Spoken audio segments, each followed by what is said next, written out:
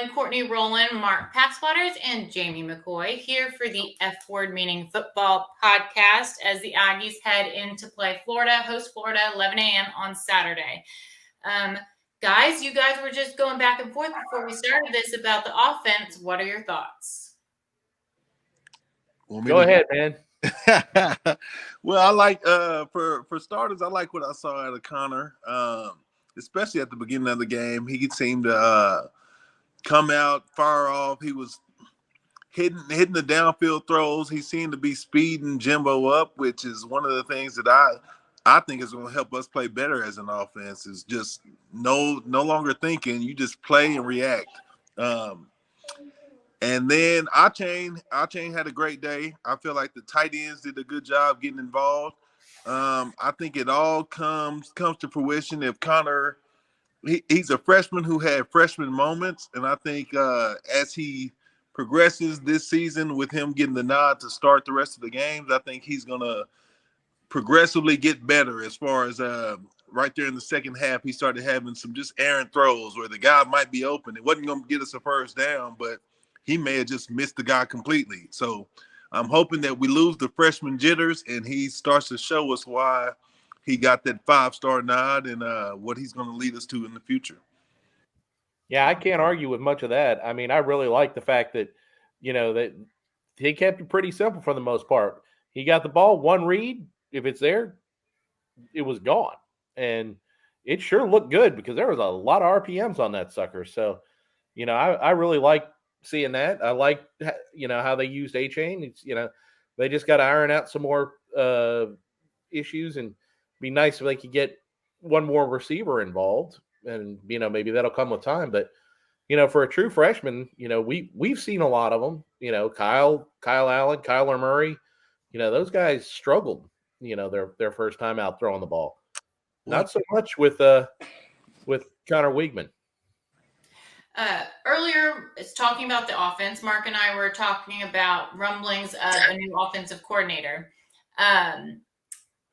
Mark, if you could chime in about what your thoughts are, if you're hearing anything about an offensive coordinator, if something will be nailed down maybe for the end of the season. And then Jamie, your thoughts on, A&M using an offensive coordinator if they do decide to bring one in, and who you were thinking. I think that they've got a couple of guys that they have in mind. And, like I said, probably have Texas ties. Probably this year I've done a lot with a little. And, I'm pretty sure people can figure out who I'm talking about. I just don't want to wave any red flags in front of programs so they can sit there and, throw more money at their guy before A&M actually can do it. But, I think that there are some viable options out there, and I wouldn't be surprised if they get something done fairly quickly. I think it would be good for them to get something done pretty quick, because then you can, then it goes from theoretical with recruits and your own players to, okay, now you know what we can do moving forward. Yeah, I agree. I'm going to piggyback on that, Mark. I think you get it done quickly so that you can, if not, you got all these other schools that we recruit against are going to try to use that against us as leverage. And then if you can go ahead and get that offense coordinator in there, it helps us on our end as far as saying, this is the offense that we're going to run. This is where you can imagine or picture yourself subbing into this role as whatever team that the offensive coordinator came from. And I think it would behoove us to get an offensive coordinator just so Jimbo can be a head coach and just delegate tasks. I think right now trying to manage the game, whether it's first, second, third down, there's a lot that goes into calling offensive plays and a game plan. And when you're doing that, you're not able to go talk to the defensive coaches or just get the special teams in order like you're supposed to. I think offensive coordinator alleviates some pressure from Jimbo and allows him to just be a head coach, recruit like he needs to, and make sure that everything is going in the direction that it's supposed to. Right now, he just seems – I can't say he seems a little flustered because it's what he's done since he's come to us, but it may be time – there's nothing wrong with change, and it may be time for us to go another direction with the offense, and there's nothing wrong with that. Mm-hmm. Yeah, I agree. I mean, one of the things that makes a coach great is recognizing when you got a problem. and Mhm. making adjustments. I mean, when we first came into the SEC, you remember, Jamie, what was Alabama's offense? 3 yards in a cloud of dust and a play action pass. Absolutely. Mhm. And what are they now? Uh, so if it's good enough for Nick, it should be good enough for anybody. Oh yeah, absolutely. I feel like I know who you're talking about as far as that recruiting front. But for me to see Tennessee come out and put the air raid on like they did a week after us, Mm-hmm. not that we're going after anybody on Heupel's camp, but you just know that there's more out there to offer, and it's not like hey, Alabama's secondary can't be beat or anybody for that matter. It's just that we have gotten a little stagnant, and these guys are thinking too much. It needs to be 1, 2, 3. If it's not there, throw it away or get us 4 yards and keep moving. Absolutely.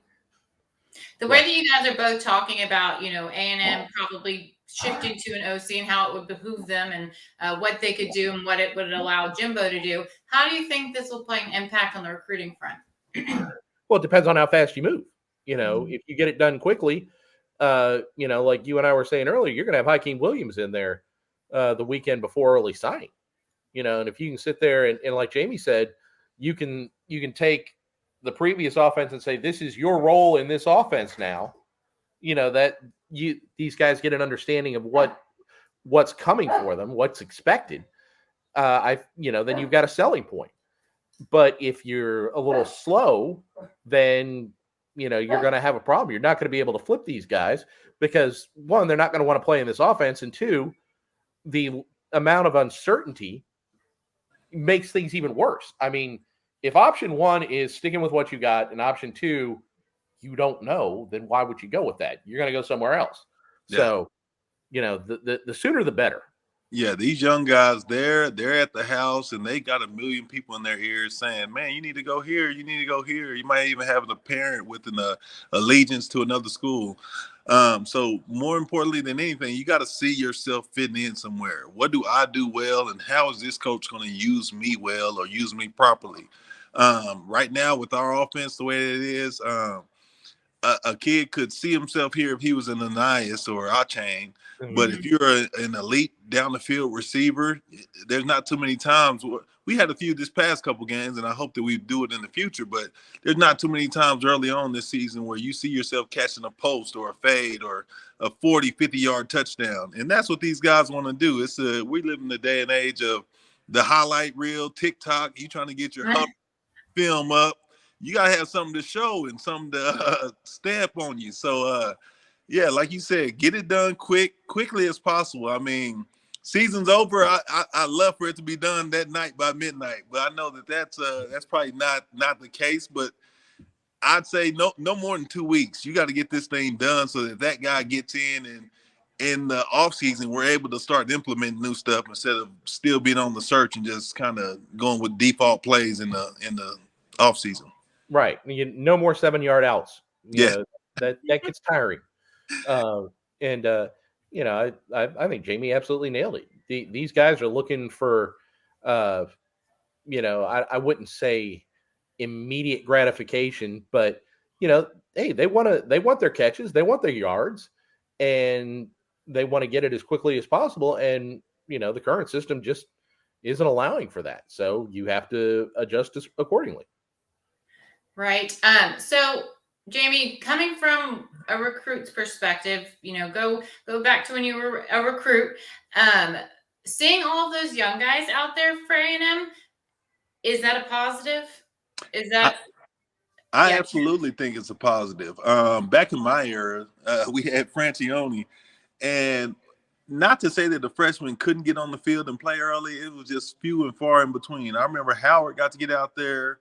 I think Jaworski and Martellus were the 3 that got to play for us, which those were all top talent guys. But I mean, I know a lot of us had the potential to play. We just didn't necessarily, we weren't trusted enough. And I think back in those days, you had guys staying in the system longer. You had juniors and seniors that wanted to finish things out. Where this day and age, you got guys when they're announcing where they're going or signing their deal, they may say, I plan on spending the next 3 years here, where it's like they're already thinking NFL. So it wasn't so much of that back in my day, but here this day and age, I think seeing a young guy out there playing, it opens a green light for them to say, hey, if I'm good, well, really, you got to have a coach that says the best guy is going to play. Because a lot of times you got a young guy who's possibly better than the older guy, but the coach may have an allegiance to the guy. You want a coach that,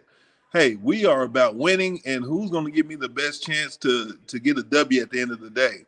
And if it happens to be a young guy and he's worked his tail off, I don't believe in just handing it to a young guy because he chose your school. But if he comes in and he works his tail off and he has a good work ethic, I think there's nothing wrong with allowing a freshman to go out there and show what he's made of.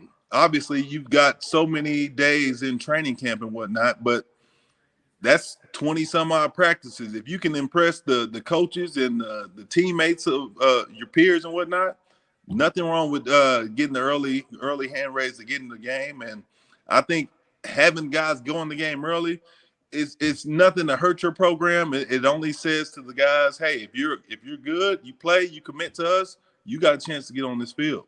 Right. Yeah, and I think that with the transfer portal, that's one thing you can't overlook is if these guys are good and they're better than an experienced player, and they know it, and you don't play them, then they're gone. You know, when their time comes, it'll come for someone else. So I mean that makes it all the more important for the best, not just first guy up, best guy up. Yes, you're so right about that. I forget the role that transfer portal has played. It's if I don't feel like I'm getting fed, I'm out of here. And you got to make sure if that guy has the possible talent, you're not just letting him sit on the shelf and collect dust. You want to get him out there and help your team win. Absolutely. So Mark and I were also talking about this earlier. Mark, chime in again, please. And Jamie, your thoughts on this. With the suspensions that, Jimbo had to put on the guys for misbehaving in the locker rooms. I guess smoking is what they were doing in the locker room. Does that, if you're from the outside looking in, let's say you're a recruit or recruit's parent or something, does that signal to you that the head coach has lost control of the locker room? Or where do you guys think that is at? And what's the perception? Well, go ahead, Jamie. I've made my point on this. To me, it doesn't signal that the head coach has lost control or lost the locker room. It signals that these kids are just knuckleheads. Nothing more, nothing less. These guys are knuckleheads that decided to do something dumb, and for no other reason, they think that they're above the team and above tough coaching. For me as a parent, I look at that and say, hey, I want a guy that's going to stand up for my kid. He's not going to allow crap like that to happen. Because once you let that happen, that's when kids, what's the inmates running the asylum? You can't have the players doing what they want and dictating what they want. And what are you going to do about it? You can't get rid of me. I'm you signed me, whatever the case may be. I'm of the ilk that you mess up like that, hey, you got to get reprimanded for it. And if you, for the teams out there that think that they're just gonna, I've had friends that, oh yeah, we're waiting on y'all's guys to hit the portal. We can't wait to. I don't want kids like that on the team, and I don't know if there's teams out there that are waiting for people like that who may leave our team, may enter the portal. If you think that they did that here and they're not going to do it at your program, you are sadly mistaken. This is, I don't think it's anything that Jimbo brought upon himself or brought upon the team. I think it was just guys that made a bad decision and a bad choice, and they're having to live with the consequences now. They thought that they were above reprimand, and obviously they're not. To me, it shows that Jimbo has a grasp on things, and he's not. If he's going to go down, it's kind of like the captain on Titanic. I'm going down with the ship. You're not just going to make me jump off the boat and say bon voyage. That's right. I like that. And Mark, I know you totally agree with Jamie. And he made a point about, it shows that Jimbo won't put up with crap and he'll do something about it. Do you think that there are coaches out there that will put up with the crap and just say, whatever, you're a 5-star, get on the field?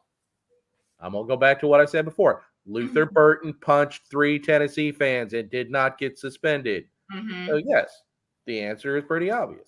Yeah. I think that there are coaches out there that, will let the inmates run the asylum lane. I mean, it goes back to this. People who say Jimbo lost control of the locker room are overlooking the fact that it was teammates who turned these guys in because they were causing problems in the locker room. And, like I said before, some of these names just keep on coming up. It's the same guys over and over. And it's not the whole freshman class. It's not the whole team. It's a couple of, like Jamie said, a couple of knuckleheads. And, some of these guys, because of their talent, because of their gifts, have never been told no, and they don't know how to handle it. And guess what? That's part of the growth process. And I bet you that they've been told no a few times this year, and they don't like it all that much. Oh, yeah. And Courtney, back to the question you asked, I don't think the coaches just let it go. I think they may just turn a blind eye. I mean, you got your Sabans of the world. I didn't know anything until a week or two after the fact, but the Tennessee fans stormed the field. And you had a player hit a girl in the head as she was running by. Which, come to find out, they said that the player was scared. Which we've all seen people storm the field. Nobody's storming the field to attack the opposing team. They're just going out there to celebrate. So the fact that you could whack a girl and say that you were scared. That just goes to what we're saying. You got to have a stiff reprimand, and these guys, more than anything, the players have to respect you as a coach. They can be mad all they want, just like a parent and a child. You may have to spank them, put them in timeout, whatever the case may be. But at the end of the day, they're going to respect you more for standing for what's right. And I think these kids know at the end of the day, should they choose to leave or should they choose to stay? They're going to know, hey, this guy isn't going to let me just walk all over him, and I've got to stay on the right path, or I'm going to be gone, or whatever the case may be. Look at Ed Orgeron, just for an example. Look at Orgeron. Orgeron let Darius Rice get away with murder. There were bad guys on that football team in the years leading up to 2019. There were a lot of bad guys on that football team going up to 2019. He got enough talent together and got Joe Brady, caught lightning in a bottle, won the national championship. The next season they came back, and it was obvious nobody respected him. They ran him into the ground. And that's the deal that you make. Sometimes it works, sometimes it doesn't. If you make a deal with the devil, eventually you're going to get burned. Yeah. And speaking of Darius Guice, he goes into the NFL, and a year or two later is kicked out. Same deal. If you let it go on, these guys are just building that ego, and eventually somebody's gonna say, "Hey, the buck stops here. You got to get out of my program. I ain't settling for that." Yeah. Exactly. Well, great points by both of you. So I know we started the podcast off. Aw. Don't worry, my daughter jumped in earlier, so he wants to be in the mix so bad. Say hi, man. Hey! Yeah. You put the camera Kids are on. welcome. Kids are welcome. Yeah, it's a family broadcast for the most part. So we started the podcast off talking, about the offense and Connor Weigman and what you liked about him and what you're hoping to see. So he is now the third quarterback that A&M has seen who has hit the field for A&M. If there is something to happen to Connor, I pray that nothing does. What are our options, Mark, behind him? And I guess just both of you, what are your thoughts? Well, I guess it's going to be Eli Stowers, and we run the option. I mean, I really don't know. I mean, I guess it's Stowers unless Haynes King can go again. And I would hate to throw him back out there with a busted shoulder. So if anybody's sick in that locker room right now, get some antibiotics. Yeah. We can't afford any more injuries. Man, see, I would think that it would be Haynes King just because they said if he had to go, he would have went last week and decided to go with Weigman. So a week of being on the nurse's table, whatever the trainer's table, it's always going to do your body well. So I gotta believe that he's a little somewhat stronger this week. But if we had to go to Stowers, whoever the guy is, these guys have been there. They've been practicing, and they were aware of this last week. So I'm sure the guy that was behind King was getting reps last week. So push come to shove, if we had to go to Stowers, then I guess that's what we do. But the good thing for us is we're at the home field this week, and we wouldn't have to be dealing with crowd noise. So whoever had to command the helm should be okay. That's true. So speaking of injuries, last week I know there were a lot of comments about how many injuries there were left and right throughout the game. Can you shed any light onto that, Mark? Was it, them trying to delay the game like, the opponents were saying? I think there was an element of that, but I also think there were some legitimate injuries. LT Overton did not, go down because he was told to go down. He was hurt. I'm trying to think of a couple other guys. Isaiah Rakes got hurt. That was legit. I mean, I don't know if we'll see these guys this week. So no, I mean, were there a few instances of gamesmanship? Yeah, I'm sure there were. And if you're gonna do that against anybody, you might as well do it against Kiffin. Oh, yeah. Absolutely. And I think, like you said, it's gamesmanship. It's part of the game. I know there was a situation there where they got a play done, and I don't even know why the ref would even spot the ball as fast, but there was definitely a situation where we needed to challenge it, or the fourth down play. Absolutely. You know what I'm saying? And the ref puts the ball down, and they're going within a second or two, which is unheard of. But in that case, it's like, yeah, dude, we're going to hit the pause button on you because this isn't the rate of – you don't even run practice that fast. So anybody that's complaining about it is just doing nothing but complaining. I don't put too much stock into it. I doubt that we see any other team that's trying to do those methods. I mean, seems like something he stole from Browse. Nothing to worry about on our end. Yeah. I mean, if you're hurt, you're hurt. And if you're playing Lane Kiffin, you're playing Lane Kiffin. So Speaking of Lane Kiffin, he said some comments after the game. And from your experience, Mark, and covering the game for so long, and your experience, Jamie, from being in the game, typically, comments like that after a game about, I think it was, let him borrow Jimbo's Halloween costume, being a Joker or something like that. And, just some direct comments back and forth directed toward Jimbo. Do you think coaches usually that ends up coming to, bite them after saying stuff like that? Or can they prove it on the field? I don't know. What's your experience in covering it and then living it? In terms of overall talent, I think that he probably, as my father put it, don't get into a pissing contest with a skunk. I like that. And I think that in time, A&M's going to make him regret that. I mean, Bobby Taylor and Bryce Anderson both said right after the game, we'll see you again. And that's absolutely true.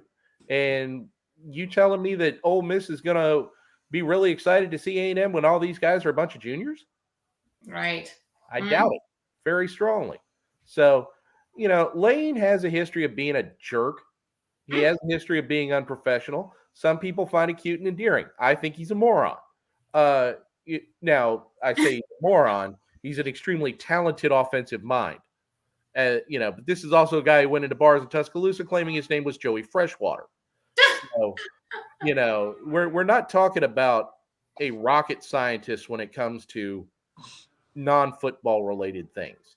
And it's flown up his backside more than once. So, hey, what's one more? Yeah. Right. I think he like Mark said, this is stuff that players don't forget. I know back in my days playing in the Big 12, Sherman had a real disdain for Gundy just after some of the antics he pulled up in Stillwater. And it's something that it still sticks with me to this day. So I know that players that were on the field, players that were talked to, and players that heard stuff that Lane said, it's going to stick with them, and they're going to have a bad taste in their mouth for Ole Miss for years to come. So, and for me, it's just as a player or a fan watching the game, Kiffin, you could say he's petty, you can call it what you want, but there's no place in the game for a head coach to be acting that way. I'm sure he recruited some of these players on our team. He's upset that he lost out on some of them recruiting wise. He's trying to carry a grudge, a chip on his shoulder, whatever you may call it, and you won the game. Why are you still talking mess? Why it's petty at its finest. And when we get our chance to pour salt in the wound, I know we're going to take it. And shoot, I'm not sure we wouldn't put an extra cup full in there. Yeah, I mean, you know it as well as anybody. What happened when the tables got turned on Mike Leach and Texas Tech? Mm-hmm. Mike Sherman, you know, normal, nice, mild manner. Mike Sherman ran up the score. Right. And, you know, given the opportunity, I guarantee you Bryce Anderson's going to be looking for somebody to hit really hard the next couple. Oh, yeah. Well, Jamie, I know you got to get going, so let's just close this out real quick with who wins this game. Jamie, Mark, and why? Quick. Aggies win because it's at home. Our back's against the wall. We need this win. We need to try our best to get bowl eligible. And I think a week under his belt, I think Connor has a great game. I think the defense comes back to their old selves. I think they're not giving up rushing yards like that again. I think that was part of just Durkin knowing how Kiffin was and trying to take the pass away.